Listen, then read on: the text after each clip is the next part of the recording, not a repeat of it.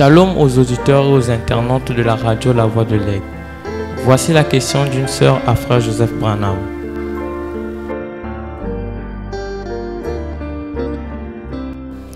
Je suis la sœur Untel qui a saisi la vision et j'ai une question pour frère Joseph Branham, notre pasteur et prophète en action. La question est la suivante. Que disent les Écritures pour le cas d'une jeune sœur qui dans le passé a vécu maritalement pendant quelques mois, après que cet homme ait fait un geste coutumier vis-à-vis des parents de la sœur et qui après a laissé le foyer du fait qu'elle n'avait pas encore la capacité de vivre en union matrimoniale.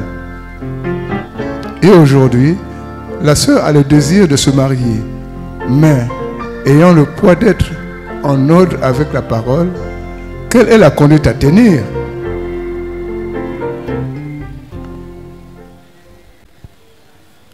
Voici la réponse de frère Joseph Branham à la question de la sœur.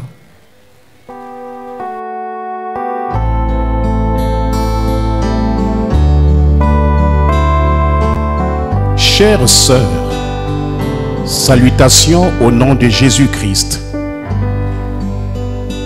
Sœurs, nous ne pouvons dire que ce qui est dit sur les bandes. Le mariage est basé sur le vœu fait entre l'homme et la femme devant le Seigneur.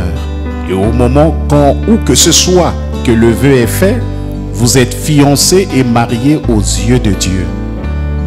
Frère Branham a dit, question et réponse numéro 3, 38e mois 64. But as far as marriage, when you promise her, she takes your word, you take her word, and God takes both your word. So just don't promise that. Mais pour ce qui est d'être marié, quand vous lui promettez, elle accepte votre parole. Vous acceptez sa parole. Et Dieu accepte votre parole à tous les deux. Voyez?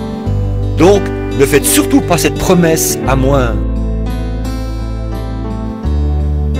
Par conséquent, la dot, l'église, le pasteur et le gouvernement n'ont rien à voir dans cela.